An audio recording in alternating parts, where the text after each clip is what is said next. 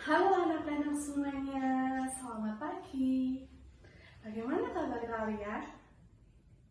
Apakah hari ini semua anak-anak hadir? Baik, jika semuanya hadir, sebelum kita memulai pembelajaran kita pada hari ini, kita mau tepuk semangat dulu ya, biar kita semangat belajar. Kalian coba tirukan gerakan ibu ya. Tepuk semangat. Semangat. Kita semua bersemangat ya untuk pembelajaran hari ini. Baik, hari ini kita akan bersama-sama belajar mengenai sungai yang kotor dan dampaknya. Anak-anak, sebelum kita memulai pembelajaran hari ini, mari kita bersama-sama kita akan menonton satu video mengenai kebiasaan yang buruk, yaitu kebiasaan membuang sampah sembarangan ke sungai. Berikut video yang akan kita tonton bersama-sama.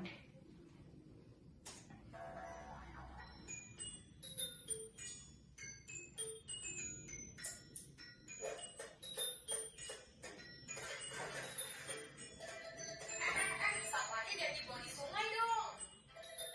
Oh iya lupa. Ih, jangan digeser gitu. Gak baik tahu. Kamu tahu nggak akibatnya kalau buang sampah di sungai kayak gini? Nih ya, sampah apapun yang kamu buang ke sungai bikin muncul bakteri yang bisa merusak ekosistem di dalamnya. Ekosistem yang rusak itu menimbulkan bau-bau kayak daging busuk, ikan busuk, sampai telur busuk. Bahaya banget tahu. Soalnya kan air jadi sumber kehidupan. Kalau udah tercemar, kita juga yang kena penyakit. Biasanya sih diare. Aku kemarin habis diare.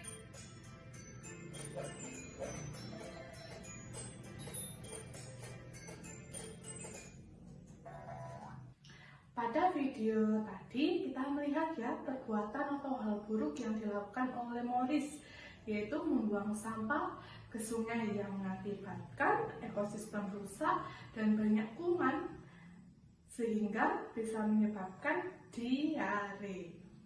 Selanjutnya, untuk memahami materi kita pada hari ini, Ibu juga akan menunjukkan satu gambar mengenai lingkungan sungai yang kotor. Coba kalian amati gambar ini. Gambar apa ya ini? Benar, ini adalah gambar sungai yang kotor. Sungai yang penuh dengan sampah. Hari ini kita akan belajar bersama-sama mengenai apa sih penyebab dari sungai yang kotor dan apa saja akibat yang terjadi jika sampah menumpuk pada sungai. Baik anak-anak, tadi kan Ibu sudah menunjukkan gambar sungai yang kotor ya. Kira-kira siapa ya yang menyebabkan sungai ini kok bisa menjadi kotor? Baik, hari ini kita akan membahas masalah ini ya. Sungai menjadi kotor akibat ulah manusia. Manusia yang membuang sampah secara sembarangan. Itu adalah hal yang paling tidak boleh dicontoh ya. Untuk menjaga lingkungan tetap bersih, tetap sehat, kita semua yang paham mengenai kebersihan, kita harus membuang sampah pada tempatnya, bukan secara sembarangan seperti dibuang ke sungai. Kemudian, jika sungai menjadi kotor, apa ya dampak yang akan terjadi? Kira-kira apa ya, coba anak-anak, apa dampak yang terjadi jika sungai kotor? Baik, jawaban Rani betul. Dampak yang terjadi jika sungai kotor yaitu salah satunya banjir. Selain banjir, dampak dari sungai yang kotor yaitu bisa merusak ekosistem yang ada di dalam sungai. Di dalam sungai pasti ada ekosistemnya, seperti hewan-hewan yang hidup di dalamnya, seperti ikan. Jika manusia terus membuang sampah secara sembarangan, maka ekosistem yang ada di dalam air juga akan mati, akan menjadi punah. Anak-anak, materi kita pada hari ini terdapat dalam buku Bahasa Indonesia halaman 25. yaitu di sini terdapat bacaan mengenai sungai yang kotor dan dampaknya. Ibu beri waktu 15 menit untuk kalian membaca serta memahaminya. Setelah itu kita akan berdiskusi bersama-sama. Silakan dibaca ya anak-anak. Baik anak-anak, sesi membaca kita pada saat ini telah selesai. Nah, tadi kalian sudah membaca ya apa saja mengenai dampak dan apa penyebab dari sungai yang kotor. Dan Ibu tadi kan juga sudah menjelaskan sedikit mengenai dampak dan akibat dari sungai yang kotor. Sekarang, Ibu ingin bertanya nih sama anak-anak.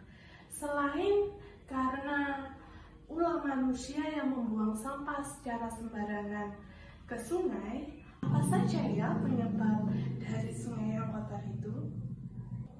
Baik, jawaban Rina sangat bagus dan sangat tepat. Mari kita berikan tepuk tangan, teman-teman.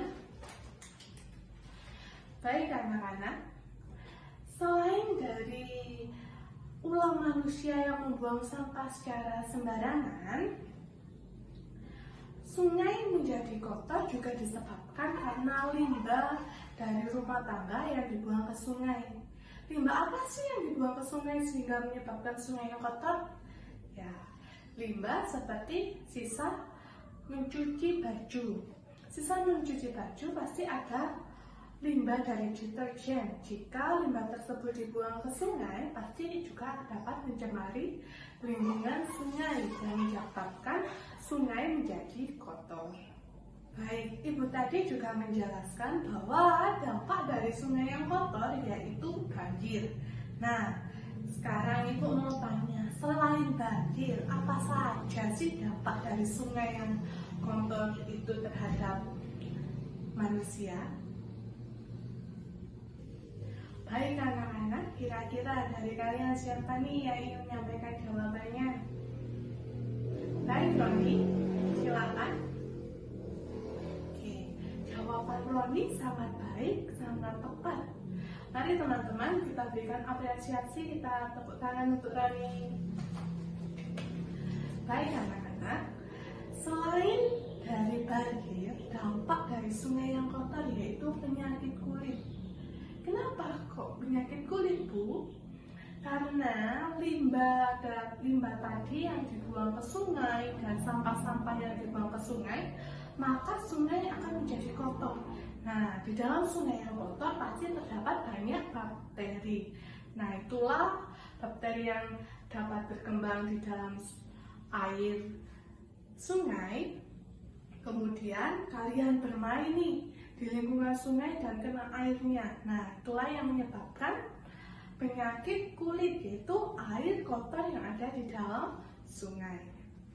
Baik anak-anak, dari pembelajaran hari ini kita bisa menyimpulkan bahwa sungai yang kotor yaitu diakibatkan oleh ulah manusia, yaitu membuang sampah secara sembarangan dan membuang limbah rumah tangga secara sembarangan.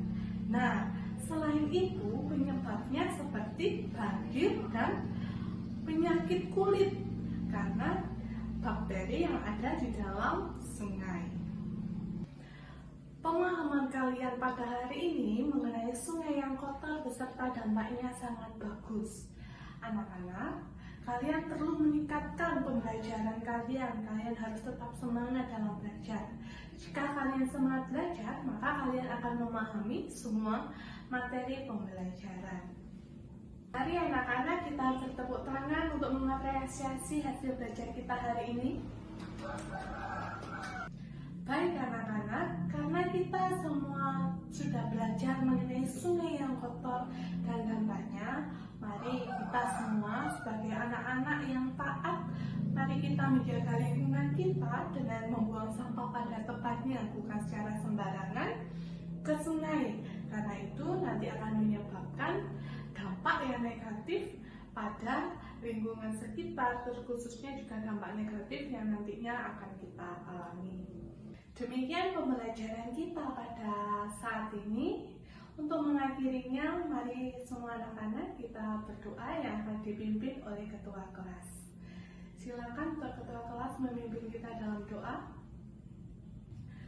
Baik anak-anak, terima kasih untuk antusias kalian dalam pembelajaran hari ini. Ibu akan mengakhiri pembelajaran hari ini. Terima kasih dan sampai jumpa minggu depan.